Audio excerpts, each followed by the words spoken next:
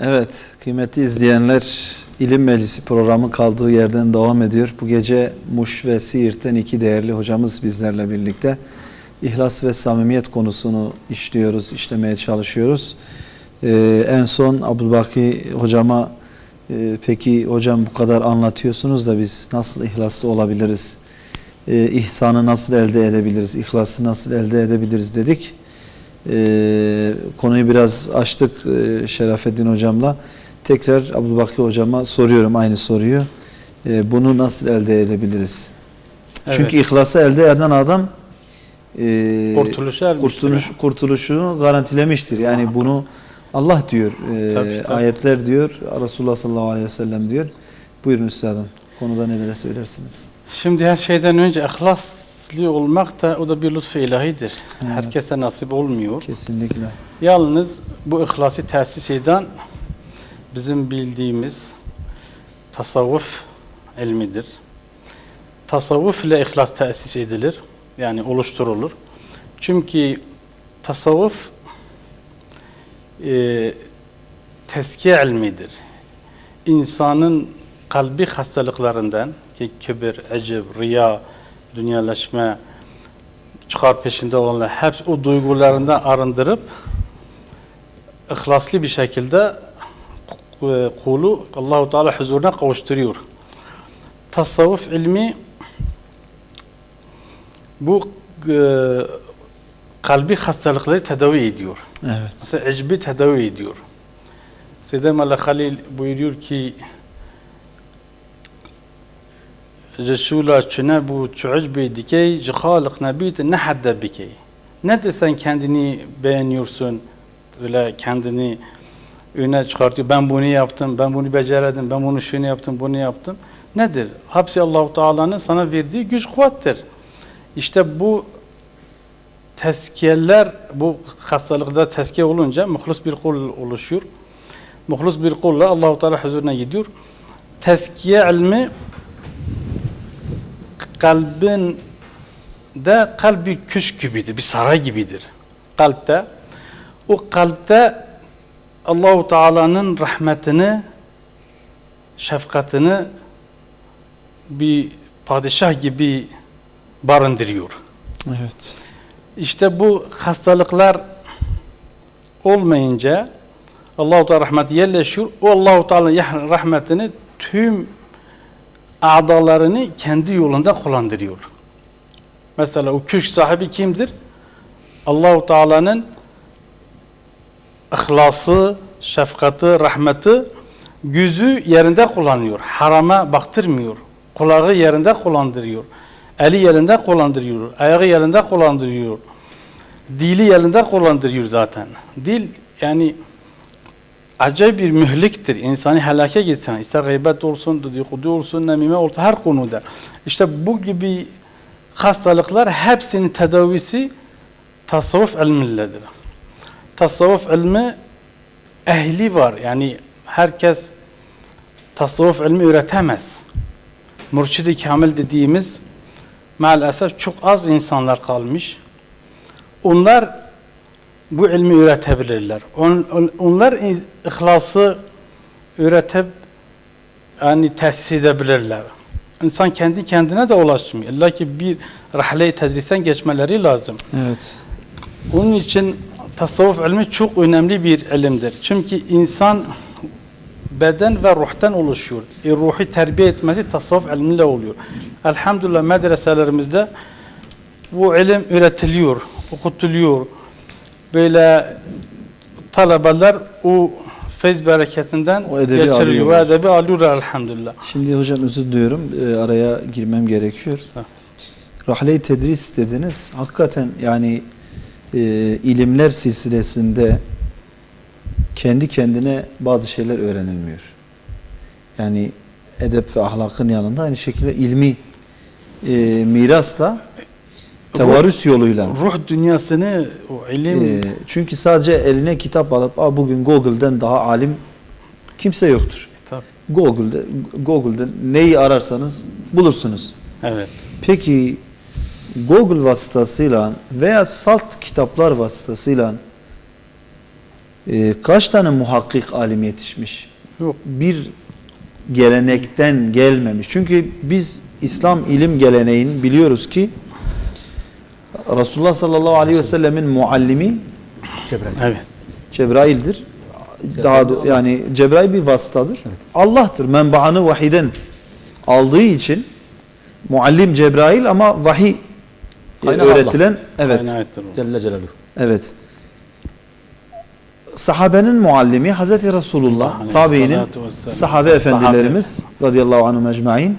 Bu silsile geliyor. Şimdi bu silsile bir yere kadar gelmiş ve bu silsileyi bugün alimlerimiz o vasıtalarla gelecek nesillere aktarıyorlar. Şimdi bazı mesela zevat var. Hakikaten bakıyorsunuz hiçbir rahle-i tedristen geçmemiş. Papağan gibi böyle birkaç şey öğrenmiş. Şimdi o ilmin edebini de almadığı için o ilmi edebe de riayet etmiyor. Niye? Yani otursun 5 dakika konuşsun.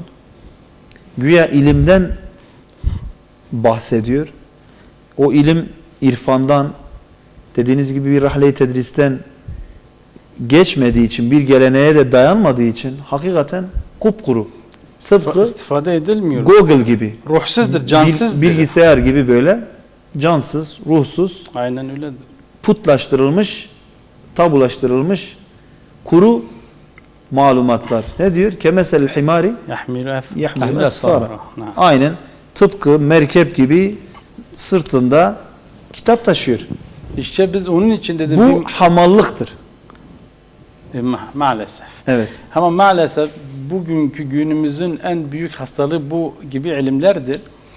Çünkü bakıyorsun ki rahle-i tedriste geçmediği gibi bir mürşid-i kamilin edebi terbiyeden geç. Mürşid-i kamil dediğimizde yani en ufak vasfını söyleyeyim. Seyyid Ali Efendi kendi kasidesinde bunu söylüyor. Kürtçe söylüyor. Allah rahmet etsin. Amin. Çok güzel Rahmet kasideleri var. var. Aynen öyle. Diyor kesi dünyayı hacceyke bila sadbar kitip çeyke şevu ruci du'azeyke diçi va'zi ve berbayi. Allahu akbar. Evet. Dünyayı seven bir insan 100 devenin yükü kitap yapsa dahi, gece gündüz vaaz verse dahi bunun yaptığı hiçbir faydası olmuyor. Evet, Hiçbir yaptığı yere hizmet. varılmıyor. Mürşid-i Kamil değil de işte dünyayı sevmeyen Mürşid-i Kamil'dir. Evet. O tek bir vasıftır bu. Bir de gecesi namazla geçiriyor. Gündüzü oruçla geçirendir. İşte bunlar çok önemlidir. Evet. Onun için onların söyledikleri söz az bir söz o kadar tesir ediyor ki karşıdaki insanı, karşıdaki mensubu mes ediyor. Ama bakıyoruz ki maalesef bizler böyle güzel hatipler çıkıyoruz minbere, güzel vaazlar veriyoruz. Söylüyoruz. Bakıyoruz ki topluma hiçbir faydası yoktur. Acaba bu neydendir? Bu yine konu ihlassızlıktandır. İhlassızlıktan adam nerede biliyor ki bu hoca ihlassızdır bizim gibi? Kimse bahsetmeyelim, kendimizi şey yapalım. Çünkü söyledikleri şey yapmıyor. Evet. %10'u yapmıyor. İşte yapmadığı için karşıdaki insana bir infial, bir tesir bırakmıyor. Onun için Mürşid-i Kamil aramak lazım. Onları bulmak lazım. Bu ihlası tesir edebilmesi için bu tasavvuf ilmi, teskiye ilmi. Hatta mesela tasavvuf ilmi bir özelliği böyledir. Diyor ki tahliye Ve tahliye. kabla tahliye. İlk Evet. önce kötü vasıflardan arındırılacak. Nefis tüm nefis duyguları, kibirden, ücbirden, şehvetten, dünya sevgisinden her şeyden arındıracak. Adeta bir detoks. Zimmetine olsun. Ondan Evet. sonra tertemiz, halis bir kul Allah-u Teala huzuruna çıkartıyor. Maalesef günümüzdeki bu çok ihmal ediyor bu tasavvuf ilmi. Evet. Medreselerde okutuluyor da ama yeterince de değil. Bir de ehli de çok azdır. Evet. Onu Şimdi okutan kişi, onu isteyen Üstad kişi. Bediüzzaman bu ehille ilgili şunu ifade Evet. ediyor. Bu gece Üstad Bediüzzaman Aman gerçekten evet. sözleri bize şey gibi yetişiyor. Onun da Sözleri ilaçtır. melhem elhamdülillah gibidir. onun da ciddi bir tasavvufi gelenekten geldiğini Tabii, çok tabii. iyi biliyoruz. Diyor ki hazm olunmayan ilim telkin edilmemeli. Hakiki mürşidi alim diyor. Hakiki mürşidi alim bak. Koyun olur diyor. Kuş olmaz. Hasbi verir ilmini. Koyun diyor kuzusuna Süt verir. hazm olmuş musaffa safi sütü verir. Evet. Kuş veriyor ferhine lüb alut kayyının. Lüab alut kayyını. Evet o yani salyasıyla karışık kusmuğunu adeta kuş dışarı verip onu çocuğunun daha doğrusu yavrusunun ağzına veriyor. Koyun ise yediğini ne yapıyor? Önce hazmediyor. Kazuratını bir tarafa, sütü bir tarafa. Musaffa olan musaffen min beyni ferşin ve demin halisen saygan lişaribin. İşte üstad diyor ki alim o koyun gibi Olmaz. talebesine süt verecek. Safi süt verecek. Hazmedilmiş ilim. Hazmedilmiş ilim nedir? Yani Bahsettiğiniz konular. arındırılmış Evet, tüm arındırılmış. vasıflarından. Aynen. O mübarek zatlarının mübarek dudaklarında dökülen o ilim Evet. ayrı bir zevk veriyor, ayrı bir Aynen. his veriyor. Kuru ilim değil diyor. Tabii. Tıpkı kuşun yavrusuna vermiş olduğu o kusmuk gibi ne güzel olmasın örnek diyor. vermiş zaten, Evet, maşallah. müthiş yani. Yine Sabedüzzaman diyor ki dini ilimlerde dahi dini ilimler mesela dini hizmetlerde dahi ihlas olmayınca Evet. o dini hizmetler akdesiyetini kaybediyor. Evet. Kutsiyetini kaybediyor. Bir değer bırakmıyor. Biz bunu hissediyoruz. Daha önce alimlerimiz mugaralarda, ahurlarda o halisen lillah Allah rızası için okuturduğu ilimler, yetiştirdiği o dahiler şimdi yetiştirilmiyor. Evet. Niye? Çünkü mesela şimdiki ben bir hocayım, ders veriyorum ama aynı zamanda dünya hayatımda oradan da temin ediyorum. Orada da maaş alıyorum. Evet. İşte bu gibi şeyler hatta akdesiyete daha engel oluyor. Bunlar çok titiz ve derin nükteler. Hatta diyorlar hani Bediüzzaman Horhor Medresesi'nde Van Kalesi'nde ders verirken mağaradan düşüyor. Daha doğrusu kalenin üstünden düşüyor. Ondan sonra düşerken hakikaten büyük insanlar yani kendi canını düşünmüyor, kendi gelecek kaygısı taşımıyor. Eyvah davam diyor. Diyor ben düştüğüm zaman diyor eyvah davam diyor. Adeta diyor görünmez bir el beni diyor mağaranın içine çekti diyor. Evet. Ve mağaranın içine düşüyor. Çünkü samimiyet, evet Van Kalesi'nden düşerse paramparça olur. Yarıda mağaranın içerisine adeta diyor bir el beni çekti diyor mağaranın içine düştüm diyor. Kimse düşünmesin tasavvuf ilmi şeriatından ayrı bir ilimdir. İslamiyet'e ayrı bir ilim. Belki tasavvuf ilmi İslamiyet'in özüdür. Evet. Zirvesidir. Onun neticesidir. Çünkü ubudiyeti oradan tasfiye ediliyor. Evet. Nice alimler vardır ama maalesef bu gibi bizim gibi bu gibi hastalıklarından arındırılmadığı için söyledikleri şeylerini bir kulağa girip tabir caizse diye kulağa çıkıyor. Yani bir fayda vermiyor. Bugünkü en böyle zaaf noktamız oradadır yani. Evet. Bugünkü en derin duyduğumuz üzüntü oradadır. Onun için bugün inşallah bu gibi programlar ihlas üzerine, tasavvuf üzerine ağırlıklı olsa inşallah toplumumuza, halkımıza fayda verir diye düşünüyorum Rıfat Hocam. Allah razı olsun Abdülbaki Hocam. Teşekkür ediyoruz. Evet kıymetli Şerafettin Hocam siz konunun devamında neler söyleyeceksiniz? Hocamın bastığı nokta çok önemlidir. Evet. Şöyle diyelim ki zahir ilmi ve batın ilmi nasıl zahir ilminde seyde bir ihtiyaç var ise Evet. kişi matematik olsun bile dahi, feni ilm olsun bile dahi hocasız, öğreticisiz olmuyor ise de batını ilimde seydasız olmaz, mürşitsiz olmaz. İlim hem zahiridir hem batınidir. Zahir ilmi, kavl ilmi dediğimiz neredeyse herkesin öğrenebileceği kolay bir şeydir ama tasavvuf çok zordur. Aynı zamanda çok lezzetlidir. Evet. Çünkü kavl ilmi insanı her an tehlikeye götürebilir. Çünkü gurur getirebilir, kibir getirebilir, ecib getirebilir. Her daima kendini beğendirebilir kişiyi. Dolayısıyla çok tehlikelidir. Ama buna rağmen seydasız olmuyor. Peki zahir ilmi, hatta bir fen, bir coğrafya, bir matematik, bunlar seydasız hocası olmuyorsa da nasıl batın ilmi ihmal ediliyor? Veyahut da seydasız oluyor. Olmaz. Öyleyse bir mürşide sahip olmak lazım. Onunla beraber olmak ve onun terbiyesinden geçmek lazımdır. Hatta dahi bir bitki olsun, bir meyve olsun veyahut da bir sebze olsun, yabani ile veyahut da yetiştirilen farkı var. Tadı da farkı vardır. Evet. Yani terbiye edilen nimet farklıdır, terbiye edilen ayrıdır. Hatta bazı bitkiler vardır, zehirdir, terbiye ettiğinde nimet oluyor. İnsanlar da, bazı insanlar belki zehir halindedir, belki tehlikelidir ama diyeyim ki mürşitten, bir seydadan, bir mutasavvuften yani terbiye alırsa, edep alırsa, ilmi tasavvuf alırsa o zehirden belki ne olur? İlaç olur. Öyleyse ilmi kal ihmal edilmediği gibi ilmi hal de ihmal edilmemelidir. Hatta şöyle diyelim, men lem yenfa'ka lahzuhu lem yenfa'ka va'zuhu. Yani haliyle sana tesir etmeyen, yani onun ilmi hali sende tesir etmeyen kişinin ilmi hali sende tesir etmez. Subhanallah. Dolayısıyla böyle derlerdi. Biz kitabı okuya değil de iyi insanlarla, mutasavvıflarla, gerçek alimlerle beraber olduğumuzla birlikte ilmi elde ettik, hakikati elde Ayet-i ettik. kerime ve kunu ma'as sadikin mesela. Evet. Peki şöyle diyelim, yani mesela çok şey vardır. Bakıyorsun ki hakikaten hiç adam bir şey anlatmıyor. Mesela dedi ki ben okuyunda kaldım. Evet. Elhamdülillah, Allah onlardan razı olsun. Biraz okuyundan da bahsedelim hocam. Okuyin gerçekten merkez ilmidir. Orada zülcenahindir. Hem ilmi kal var hem ilmi hal vardır. Evet. Bir de lillahtır.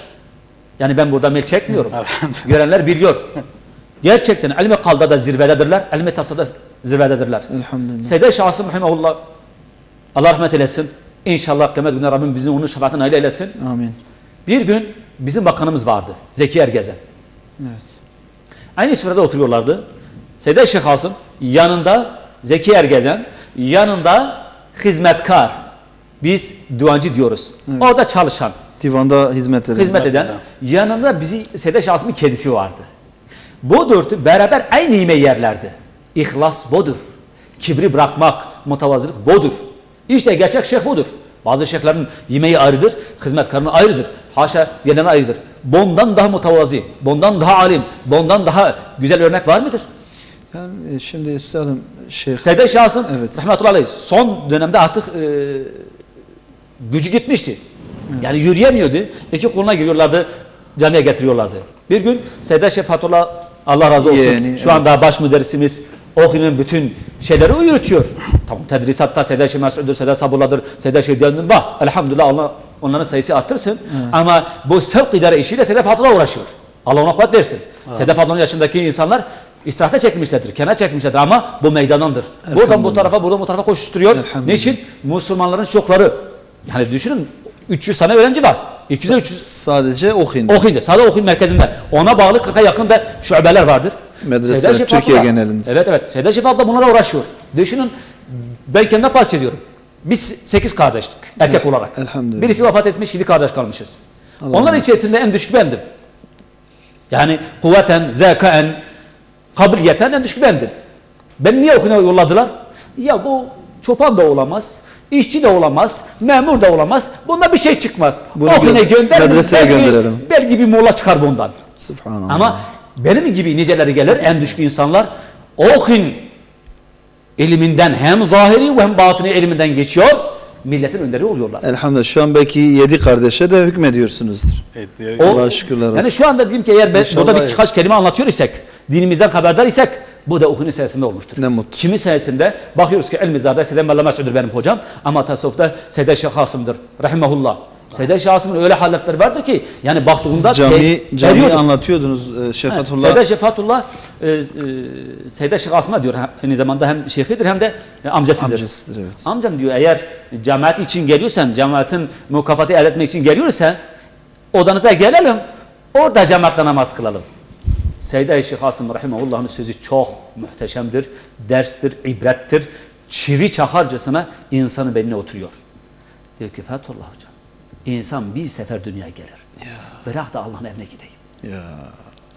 Yani düşünün, gençtir, delikanlıdır, kuvveti yerindedir, her şey imkanat vardır. camiye uğramıyor ya. Evet. Samimiyet lazımdır. Hatta samimiyetle ilgili bunu diyeyim, tasavvuf. Allah bizi ilimsiz, Şimdi o zatlar tasavvufsuz- hocam mesela hakikaten baktığımız zaman bugün çok ihmal ettiğimiz bir husustur. Cemaatle namaz kılmak, caminin yolunu tutmak. Çünkü Resulullah sallallahu aleyhi ve sellem yani kıyamet günü Allah'ın gölgesinin altında, arşının gölgesinde olacak sınıflardan bir tanesinin de kalpleri mescitlere asılı olanlar. Yani bir namaz bittikten sonra diğer namazın gelmesini bekleyen, saatini ona göre ayarlayan, işini ona göre ayarlayan, planını, programını ona göre ayarlayan insanlar. Evet. Şimdi camiye giden insanlar, Sede Şeyh Asım diyorsunuz ki yürüyemiyordu. Yani İki koluna tutuyorlardı. artık yürüyemeyecek vaziyette ve Şefatullah ona diyor ki amcacığım zaten sen yaşlısın, sen yürüyemiyorsun. Biz gelelim senin odana ve evine hem cemaat sevabından mahrum olmayasın diye yine cemaatte kıl. O da diyor ki oğlum diyor biz diyor bir defa dünyaya geliyoruz ve Allah'ın evine niye gitmeyeyim? Evet. Yani Bırak gidelim. bırak da gidelim diyor. Şu şekil cami. Okuyunun adabları çoktur. Medreseyle ilgili, öğrencilerle ilgili. İki şey çok dikkatini çekmek için söylüyorum. Bir, illahın tasavvuf ehli olacak. Evet. İkincisi 5 vakit camide namaz kılması gerekir bir öğrenci.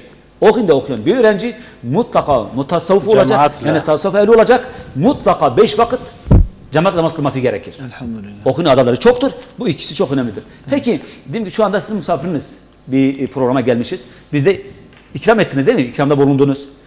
Herhangi bir vatandaşın evine gittiğimizde en fakir insan olsun bile dahi bize mutlaka ikram edildiği en azında bir soğuk su var. Evet. Men İkram zâre ediyor. hayyen ve lem yezuk şeyin kemen zâre meyiten. Değil mi? Evet. Ne getireyim, noktaya getireyim de yani en fakir insan evine geçsek de yine ikramda bulunur.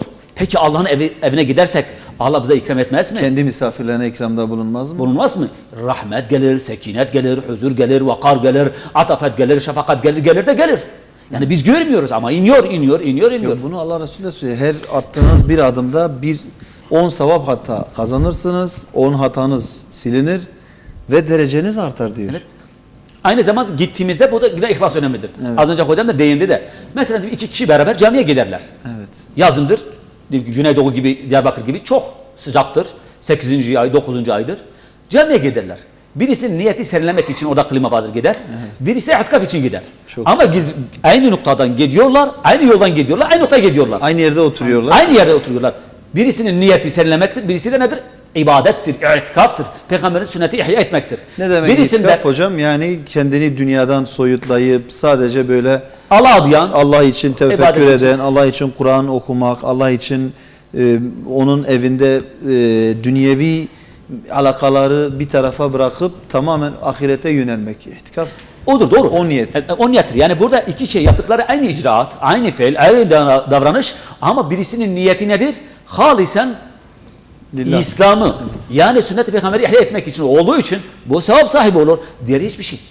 Zaten Zaten senin bu de konu kalıyor. konuda bir akla bir soru gelebilir de diyor ki mesela birisi hacca gitmek ister.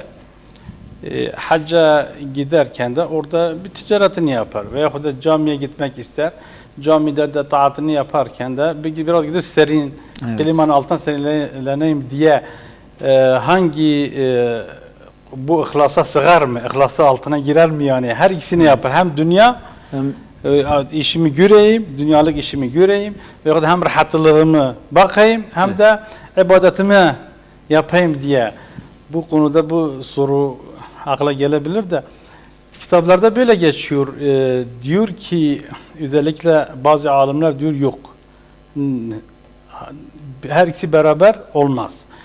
Ama İmam Gazali burada diyor ki hangisi ağırlık basıyorsa, Ağır hangi basıyorsa, niyeti, evet. hangi niyeti ağırlık basıyorsa ben gidip de ibadetimi yapayım, ibadet yapma esnasında bir de serin ortamda kalayım diye veya da hacca giden hac ibadetini ifa edeyim, onun yanında da bir şeyler bir ticaret edeyim ve yapayım, yürüyeyim diye İmam Gazali böyle bir fetvası var bu Şimdi konuda. İmam Gazali'nin üstadım o asır için yani bazen bir şeyi anlayabilmek için O insanın zamanı nazarını, değerlendirmek lazım. Tabii. fikrini Bilmek lazım. yok özür diliyorum, anlatacağım şey çok daha farklı. Zihnen o asra gitmek lazım. Önce bir o asrın şartlarına bakmak lazım. Tabii. O asrın bağlamına, o konunun yaşandığı döneme bakmak lazım. Şimdi bugünkü hacca gitmeyle o dönemin hacca gitmesi çok farklı. Bugün bir insan hacca gidip de ticaretini hiç takip etmese de olabilir. Yani diyelim 15-20 gün Ümre'de kaldı veya işte bir ay hacda kaldı. Hiç buradaki işleri takip etmese de, hatta oraya ticaretini zaten götürmüyor. Aklı hiç burada kalmasa da olabiliyor, yürüyebiliyor. Ama eski dönemin şartlarına baktığımız zaman bazen 3 ay gidiş, 3 ay geliş, bazen 6 ay gidiş, 6 ay geliş bazı yerler için. Şimdi bu insanlar mecburen yolda giderken kervansaraylara uğraya belki nispeten ticaretini de yapa giden insanlar. Yani çünkü Allah hem ahiretinizi kazanırken dünyanızdan da olmayın diyor. İhmal etmeyin. Dünya nasibinizi dünyadan da وَلَا تَنْصِبَ evet, نَصِبَكَ nasip مِنَ etmeyi الدُّنْيَا وَلَا unutmayın تَنْصِبَ diyor. نَصِبَكَ مِنَ الدُّنْيا. Evet. Şimdi belki hani İmam Gazali'nin vermiş olduğu fetva, geliştirmiş olduğu görüş o döneme has olan o döneme has ve bu şekilde. Ama bugün diyelim yani yine olabilir. Yine olabilir. O fetvası şimdi de geçerli. Geçerlidir ama o günkü şartlar bugün Aynı ortadan olmayabilir. kalkmış. Ama yine de diyelim bir tüccardır. Buradan İstanbul'dan gidiyor. Ticaret vizesiyle. Hakikaten gidiyor Cide'ye ticaretini de yapıyor. Ama haccını da yapıyor. Yani. Yani ibadet sahihdir, ihlas kaçmış olabilir. İbadet sahihdir, geçerlidir. Sırf hac kastıyla belki gitmemiş olabilir. Yani içine farklı bir şey de girmiş. Yani ticari şey de girmiş içerisine. Bu konuda da En ağırlık hangisi basıyorsa onu diyor. Ağırlık. Yani bu Seyyid'in ile fetva budur değil mi? İmam Gazali'nin şeyini nakil ediyor. Evet. Görüşünü nakil ediyor. Çok dikkat çekmek lazım. Öyle. Yani illa budur konu demiyor Seyyid'im. Yani Diyor İmam Gazali'nin görüşü bile vardır. ağırlık hacca gitmekse orada gelmişken ticaretimi yapayım makbuldür. Ama ticaretimi yaparken de hac yapayım. hac da yapayım diye belki ihlasa biraz zarar gelebilir. Evet. İhlasa zarar gelebilir. Doğru. O femen kana hicretu ilallahi ve rasulihi başka şeyde diyor niyet değişiyor. fecretu ila ma neva ileyh. Evet. Yani niye dönüp dolaşıyor niyete Bir de geliyor. ayrıyeten bir soru belki akla gelebilir de genelde bu diyor ki tasavvuf ehline karşı olanlar sanki şimdiki şeyhler her şeyi garanti yerlerini garanti yapmışlar. Haşa. Cenneti böyle yerini tutmuşlar artık herkes onların yanına gitsin cennete gitsin gibi. Halbuki öyle bir şeyhlerin bu mürşid-i kamil bir davaları yok. En fazla korkan onlar. En fazla korkan zaten onlardı. Çünkü İslam dini yani hiç kimseye kurtuluş güveni vermemiştir. Garantisi yoktur. Hiç kimse illa ki cehenneme gidecek diye o da garantisi yoktur. Mesela elinde kadahi olan da illa ki cehenneme gidecek diye bir kaidesi, bir garantisi yoktur. Havada uçarsa, denizlerde yürürse dahi bir keramet sahibi illa ki cennete girecek tabii diye ama bir şey yoktur. Bazı bu İslam dine has olan bir şeydir. Belki diğer ilimlerden tahrif edilmiş, sanki cennette paylaşmışlar, parsel yapmışlar, satmışlar gibi öyle bir konulara giriyorlar. Maalesef demek ki onlar bu mürşid-i kamili tam bilmedikleri için bu konuda kafaların çelişki olabilir bu mesele. Zaten İslam dini daha Resulullah sallallahu aleyhi ve sellemin esnasında, sahabe-i kiramın esnasında en fazla korkan aşire-i mübeşşer değil miydi? Evet. Onlar idi. Onlar cennetiyle müjdelenen olduğu halde onlar böyleydi. Evet. Bunlar da onların mürşid-i kamil, onların neydi? Varisleridirler. Peygamberleri varisleri aynı yollarını takip ediyorlar. Önemli olan mürşid-i kamili bulmak. Önemli olan mürşid-i kamili bulmak ki güzel bir eğitim almak onlardan. Dediğiniz bir olayı biraz daha açmak istiyorum. Hani güzel ifade ettiniz. Kimsenin garantisi bu konuda yoktur. Ama şöyle bir garanti olabilir mi acaba? Hani Hz. Resulullah sallallahu aleyhi ve sellem Fatıma annemizi radıyallahu anh'ı uyarırken kızım ya Fatıma diyor namazını diyor kıl diyor. Namazına dikkat et diyor. Sakın demeyesin ki benim babam peygamberdir beni kurtarır diyor.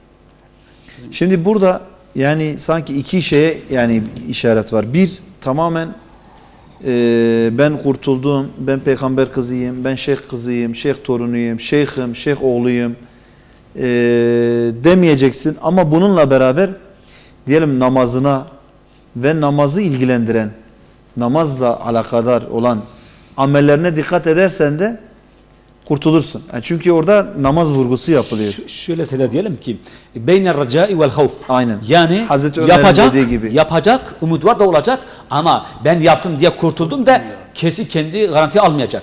Yine korkuda olacaktır. Beyne racai vel havf olacak. Yani dengeyi koruyacaktır. Evet, evet. Yani amelsiz olmayacağı gibi amelden sonra da emin olmayacak. Çünkü Sürekli isteyecek. Allah'a yalvaracak. Benim ibadetimi kabul et, beni de kabul et. Hazreti Ömer yanılmıyorsam diyor o kadar bazen ümide kapılıyorum ki beni Rabbim cennete koyacak zannediyorum. Bazen de o kadar korkuyorum ki beni Evet. cehenneme alacak diye beynel havfi ve raca yaşıyoruz. Evet. Hatta şöyle bir arası. tasavvufun tarifi yaparken bazı alimler şöyle yapar. İhracul halqi an muameletil halik. Evet. Yani bir şey yaptıysan Allah yapıyorsun ya. Allah için yapıyorsun. Yani az önce selam vermek için ben hasta gittim, ziyaret ettim. O da benim yarım hastam olursa benim hastamın ziyaretine gelsin. Onun taziyesine gittim, o da benimkine gelsin. Ben onun dünya katıldığında o da katılsın. Bugün zorda kalmış ben yardım ettim. Yarın o da bana etsin. Bunlar olmayacak. Bu samimiyete, ihlasa İhlas aykırıdır. aykırıdır. Yani halkı bir tarafa bırakacaksın. Sadece seninle Allah arasında o ihlası seni götürecek, Allah'a götürecek. Hani bazen camilerin girişinde çok güzel yazmışlar böyle bilgisayar hatıyla diyorlar ki hak ile irtibata geçtiğinde halk ile irtibatını kes. Evet. Bu onlar telefon için diyorlar. Evet, tam bu telefon dünyevi için, bütün her şey için her geçerlidir. Yani bütün ihracul Yok, halqi an muameletil halik.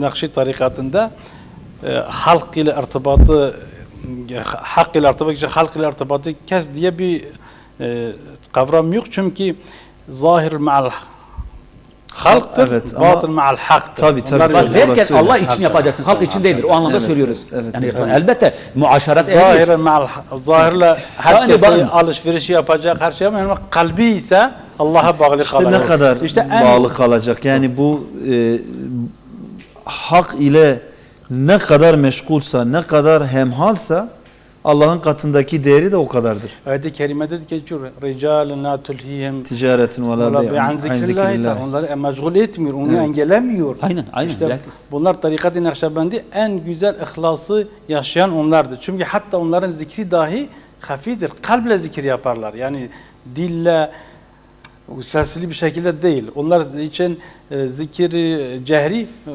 bir kaçak Tadarruan ve hükmündedir. hufye. Tadarruan ve hufye. Evet. Yani zikri cehri onlar için sakıncalıdır. Evet. Riya kaçabilir. Doğrudur. Şimdi Üstad Hazretleri çok güzel bir yine İhlas Risalesi'nde bir tespiti var. Evet. Müsaadenizle beraber yorumlayalım. Tabii. Diyor ki kesreti etba ile fazla muvaffakiyet ile değildir diyor.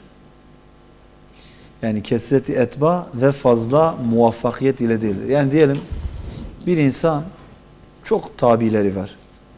Çok mensubu var. Çok talebesi var. Veya yaptığı işlerde sürekli muvaffak oluyor. Evet. Üstad diyor ki bu yani Başarının bu başarı alameti değil, değildir. ölçütü değildir diyor. Evet. Ölçüsü değildir.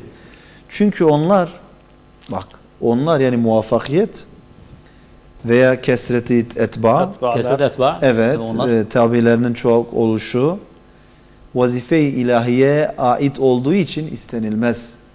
Yani ben vaaz edeyim, benim camim dolsun veya ben işte medrese yapayım, çok talebem olsun. Bu diyor istenilmez. Tabii.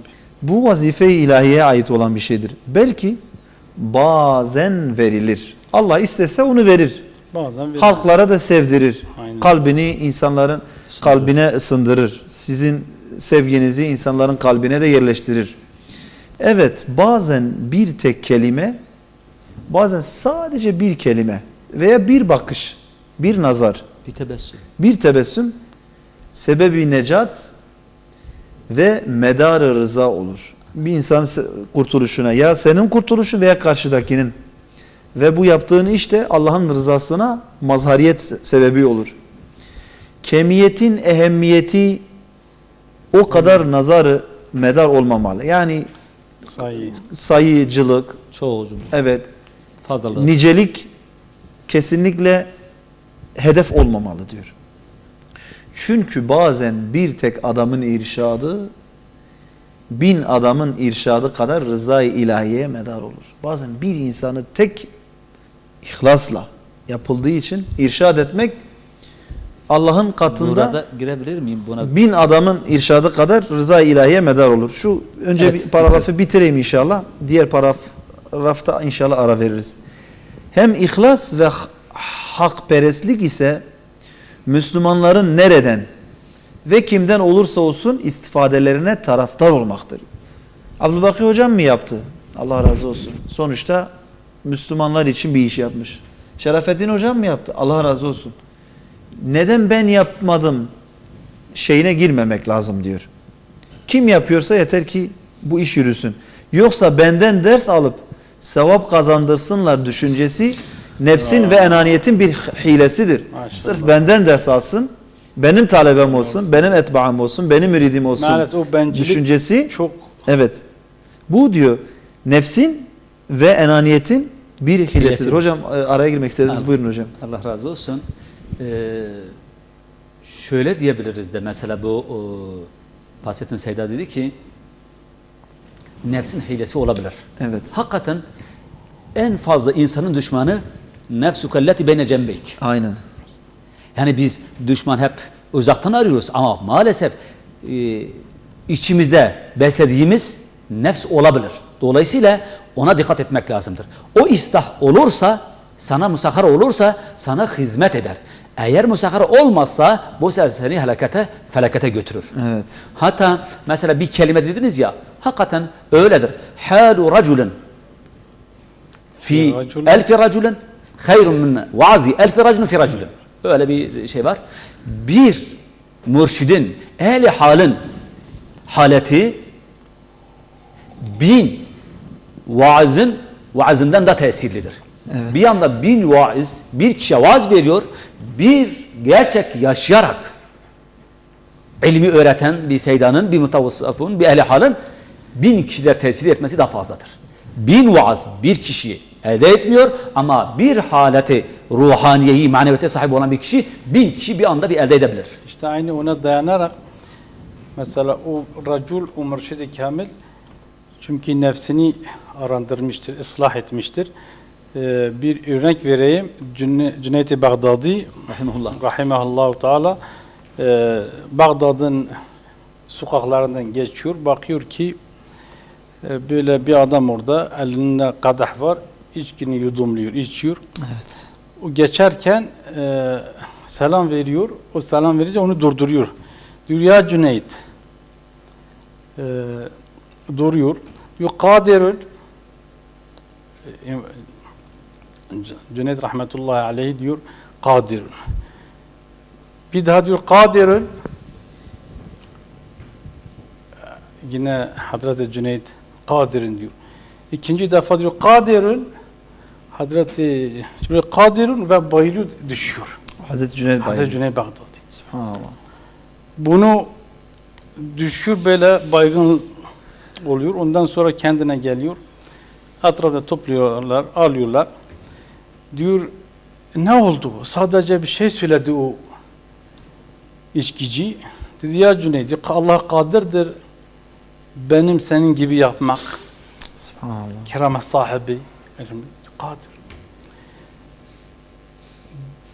Dedi ki ya Cüneyt Allah kadirdir yine seni benim gibi yapmak. Seni de bu hale düşürmek. Allahu Ekber. Ne diyor kadir. Üçüncü defa kadirin diyorken kendini tutamadım artık. Yani demek ki onlar kendilerini hiçbir yerde görmüyorlar. Görmedikleri için söyledikleri her şeyi tesirlidir. Onların söyledikleri direktmen yani yaktefirune min bahrin nübüvve. Evet. Nübüvvetin denizinden alıp veriyorlar. Evet. Biz ise nefsimizden veriyoruz. Nefsimiz ne olacak? Evet. Bu konuda Mürşid-i Kamil yine tekrar ediyoruz. Onu tutup elini sıkıp böyle bir insanı Dünya Kendine- ve ahireti kendine, kozuken rehber evet, yapıp rehber etmek. çok önemlidir. Seydem dediği şey şu, yaşayarak söylenenlerin Evet, tesiri vardır. evet. Böyle bir söz vardır. مَا كَانَ مِنَ الْقَلْبِ يَصِيلُ اِلَى الْقَلْبِ. Evet. Eğer kalpten geliyor ise Kalpten kalbe, kalbe girer. gönülden gönüle bir yol vardır. Bizim hastalıklarımız hepsi bundandır. Evet. Biz sabah akşama kadar vaaz veriyoruz. Böyle güzel hatipler, güzel vaizler, böyle edip, böyle edebiyat yapanlar bir faydası Şiir yarışına göremiyoruz. girmiyoruz, edebiyat yarışına girmiyoruz. Yani hakikati tebliğ etmek, iletmek. Halkta görevimiz o. bir karşılığı bulmuyor. Tam da burada yine kaldığımız yerden bir Evet, paragraf var. bir Ona şey yapayım. Tam konuyla ilgili. Diyor ki ey sevaba hırslı ve a'mali uhureviyeye kanaatsiz insan. Ah.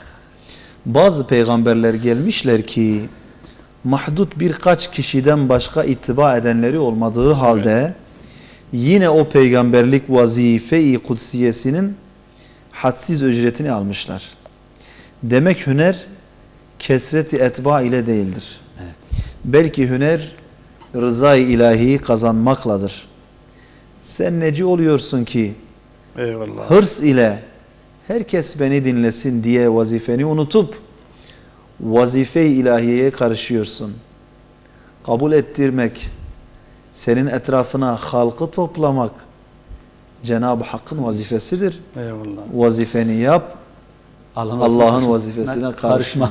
Ya, La havle ve la- şimdi Nasıl ediyor? yani bu sözün üzerinde Söylenecek bir söz yoktur. hakikaten Aslında programı bir bitirmemiz söz lazım. yoktur. Evet. Bitireceğiz. Allah- Gerçekten Allah- çok- bitireceğiz. Yani bazen yine yanılmıyorsam Risale-i Nur'dan mülhemle diyelim bir program yapılacak, bir vaaz verilecek veya bir Kur'an-ı Kerim okunacak. Şimdi başka bir kardeşim varsa diyor ki onu kendi nefsine tercih et. Eğer yaptığın iş dünya içinse zaten biz Müslümanlar inancına göre böyle bir şey yanlıştır. Yani dünyalık için, dünya gösterişi için diyelim bir yerde Kur'an okunmaz. Kur'an'ı nasıl alet edersin böyle bir şey? Veya dünya için ilmin pazarlanmaz. Bu merhup olmayan bir şeydir. Eğer ahiret hesabınaysa, Üstad diyor, eğer ahiret hesabınaysa benim kardeşim o sevaptan yararlansın. O sevabı elde etsin. Sen zaten o sevabı yine elde ediyorsun. Ve yuthirun ala enfusihim ve lev Tam kanu hasasa. İsar Yani sırrı. işte ben burada vurguladığı şey hırs ile ilgilidir. Hırs yapmamak lazım. Sevapta da dahi Hırslı hırs olmamak olmamak lazım. Yani lazım. ey sevaba hırslı ve ameli uhreviyeye kanaatsiz insan. Kanaatsiz insan. Yani belki senin için bazen ufak bir şey çok atbaalarından, çok hizmetlerden daha faydalı olabilir diye vurguluyor. Evet. Evet Allah hocam. bunun Mevlam sizlerden razı olsun. O uzun yolu gelip buraya kadar bizlere gerçekten istifadeli bir program sundunuz. Teşekkür ediyoruz. Bizlere şeref verdiniz. Stüdyomuzu, memleketimizi şenlendirdiniz. İkinize de ayrı ayrı teşekkür ediyoruz. Eğer ihlaslı bir şekilde yapmışsak İnşallah. İnşallah bir faydayı bizim görürler amacımız inşallah. ihlaslı Allah bizi olmasından hakikaten, yana. şeriatten, ihlastan, samimiyetten ayırmasın inşallah. Amin. Dua Amin ederiz. inşallah. Seydem, kusuratımız varsa da Allah kerimdir. Biz ona Yani. dayanırız, ondan isteriz. Beynel Allah havfi var rica. Aynen öyle, aynen öyle. Allah kerimdir. Yani şöyle diyelim, terkul ihlasi fil ihlas yapalım. İhlası da ihlasın içine bırakalım. evet. İhlası yaparız da terkul ihlasi fil ihlası yaparız inşallah. Allah Allah bizi kurtarsın. İhlas sahibi yahlusu. İnşallah. İnşallah biz de Halis olur, halis olur. kurtulur Halis olur inşallah, inşallah. diyoruz. Hepimizin kurtuluşuna vesile olur inşallah. Bu tür güzel programların sayısının da artmasını diliyoruz. Biz bu televizyonda yapıyoruz. İnşallah farklı hocalarımız da farklı televizyonlarda yaparlar. Biz eğer hak ile meşgul olmazsak, hak olan bazı şeyleri ikame için uğraşmazsak, gerek ekranlarda gerek farklı kulvarlarda biz hakkı tesis için uğraşmazsak batıl bizi de işgal eder, toplumumuzu da işgal eder. Batıl ve caydırıcı, yoldan çıkarıcı, kaydırıcı diziler, filmler de maalesef gençlerimizi yoldan çıkarır. Biz de bu alana hakim olmak zorundayız diyoruz. Bu şuurla bu tür programlara koşmaya çalışıyoruz. Arkadaşlarımız, hocalarımız gelmeye çalışıyorlar. Allah razı olsun. Biz de sizlere çok çok teşekkür ediyoruz. Özellikle bu Uzay Haber TV'nin sahiplerinden Allah kendilerinden razı olsun Eyvallah. inşallah. Baş Çünkü tacısınız. men lem yeşkurun nas lem yeşkurullah. Aynen. İnsanlar bu gibi hizmetlere sundukları için halisane bir şekilde Allahu Teala'nın onun yolunu açık etsin. Her Allah iki razı dünyada bahtiyar mesud eylesin inşallah hepimizden. Allah razı olsun inşallah. Çok teşekkür ediyoruz. Evet kıymetli dostlar, bu gece de bizlere ayrılan sürenin sonuna gelmiş bulunuyoruz.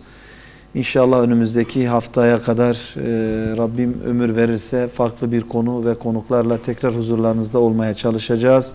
Mutlaka kusurlarımız vardır, sürçülisanlarımız olmuştur. Başta Yüce Mevlamızın bizleri affetmesini ve sizlerin de musamahayla karşılayacağına umarak hepinizi Allah'a emanet ediyoruz. Şimdiden cumanız mübarek olsun. Hayırlı, bereketli geceler diliyoruz efendim.